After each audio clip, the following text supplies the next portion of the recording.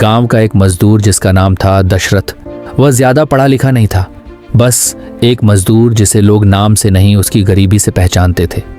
उसके गांव का नाम था गहलोर। बिहार के गया जिले में बसा एक छोटा सा गांव, जहां सुबह सूरज निकलता जरूर था, लेकिन उम्मीद की रोशनी मुश्किल से पहुंचती थी। चारों तरफ ऊंचे ऊंचे पहाड़ थे, जैसे गांव को कैद करके खड़े हों। लोग यहाँ पैदा होते थे, जीते थे, मर जाते थे, लेकिन जिंदगी बदलने की बात कोई नहीं करता था। उस मजदूर की दुनिया बहुत छोटी थी, लेकिन उस दुनिया में एक नाम बहुत बड़ा था, फगुनिया, जो कि उसकी पत्नी थी, और उसकी हिम्मत भी, क्योंकि उसकी वजह थी गरीबी। पेट आधा भरा रहता था, लेकिन दोनों साथ हंस लेते थे। दशरथ रोज पहाड़ पार करके काम पर जाता और फगुनिया उसी रास्ते से उसके लिए खाना लेकर आती। वह रास्ता कच्चा था, फिसलन भरा था, और हर कदम के साथ मौत की संभावना चलती थी, लेकिन गांव वालों के लिए वह आम बात थी। किसी ने कभी सवाल नहीं किया कि पहाड़ के उस पार अस्पताल पास होते हुए भी रास्ता इतना लंबा क्यों है। एक दिन वही रास्ता किस्मत बनकर इंतजार कर रहा था। फगुनिया खाना लेकर निकली, पहाड़ वाले रास्ते से जा रही थी कि अचानक उसका पैर फिसला, फिर शरीर लुढ़का और पहाड़ ने उसे अपनी खामोशी में दबा लिया। देर तक काम कर रहे उस मजदूर को जब खाना आने की उम्मीद नहीं दिखाई दी, तो उसने सोचा कि शायद किसी मुसीबत के होगी, पर और वो अपने काम में लगा रहा। तब तक में किसी ने दशरथ तक यह खबर पहुंचाई। जैसे ही उसने सुना कि उसकी पत्नी पहाड़ से गिर गई है और बचने की संभावना कम है, वह पागलों की तरह दौड़ा, चीखा, पहाड़ से टकराया और बहुत मुश्किल से दौड़ते हुए पहाड़ पर करके पहुंचा। लेकिन तब तक बहुत देर हो चुकी थी।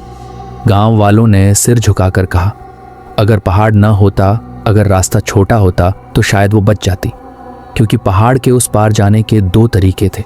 एक तो पहाड़ के बगल वाले रास्ते से जाना, उसकी दूरी 55 किलोमीटर थी और इतना टाइम था नहीं उसके पास, और दूसरा पहाड़ को चढ़कर पार करना 15 किलोमीटर की दूरी, लेकिन रास्ता जानलेवा और फिर रात का समय। उस रात दशरथ मांझी फगुनिया के पास बैठा रहा, न रोया न बोला, बस उसकी आंखें उस पहाड़ को देखती रहीं, जैसे कोई सवाल पूछ रही हो, क्यों? और उसी खामोशी में एक जवाब जन्म ले चुका था। अगले दिन गांव ने ऐसा दृश्य देखा जो पहले कभी नहीं देखा था। दशरथ मांझी के हाथ में हथौड़ा और छेनी थी और सामने वही पहाड़। वो पहाड़ तोड़कर रास्ता बनाने के लिए तैयार था। लोग हंसे, किसी ने कहा पागल हो गया है, किसी ने कहा यह पहाड़ देवता है, इसे इंसान नहीं तोड़ सकता। लेकिन दशरथ ने किसी की ओर नहीं देखा। उसने पहला वार पत्थर पर नहीं, अपनी किस्मत पर किया। दिन बीतते गए, हफ्ते, महीने, साल। वह दिन में मजदूरी करता, रात को पहाड़ से लड़ता, हाथों से खून बहता, छेनी घिस जाती, हथौड़ा टूट जाता, लेकिन उसका इरादा नहीं टूटा। गांव ने ताने दिए, खाना देना बंद कर दिया, उसे अकेला छोड़ दिया, मगर जिसने सब कुछ खो दिया हो, उसे खोने का डर नहीं होता। हर पत्थर टूटने के साथ उसे लगता जैसे फगुनिया की आवाज आ रही हो, मत रुकना।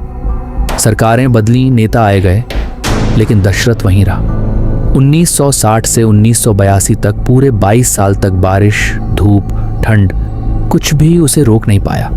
और फिर एक दिन जो नामुमकिन लगता था, वो मुमकिन हो गया।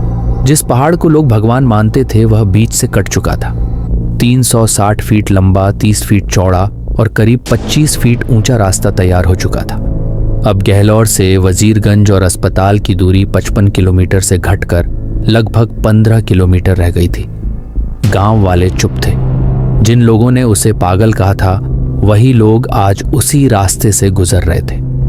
दशरथ मांझी ने पीछे मुड़कर नहीं देखा।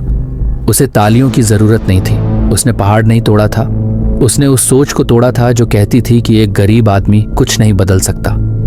बाद में सरकार ने उसे सम्मान दिया, अखबारों में नाम छपा, लेकिन उसकी असली पहचान उस रास्ते में थी जो उसने अपने दर्द से काटा था। 2007 में दशरथ मांझी इस दुनिया से चला गया, लेकिन पहाड़ आज भी टूटा हुआ है। वह रास्ता आज भी मौजूद है, जैसे हर गुजरने वाले से कह रहा हो, अगर इरादा जिंदा हो तो एक आदमी भी इतिहास से बड़ा हो सकता है। और ये उस रास्ते की असली फोटो है। मुश्किल काम भी हो जाता है, और इतिहास पढ़ने और सुनने के लिए तो पता नहीं, पर इतिहास बनाने के लिए बहुत जिगरा चाहिए होता है, और वो पैदा करना पड़ता है। उसके लिए गरीबी और अमीरी नहीं देखी जाती।